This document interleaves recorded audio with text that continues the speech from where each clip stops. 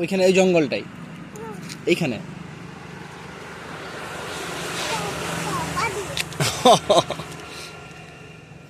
কেমন লাগছে তোমার জঙ্গলটাই?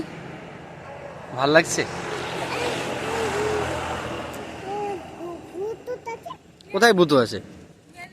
কোথায় ভূত আছে? কোনখানে ভূত আছে? আর ভূত যদি চলে আসে তুমি কি করবে?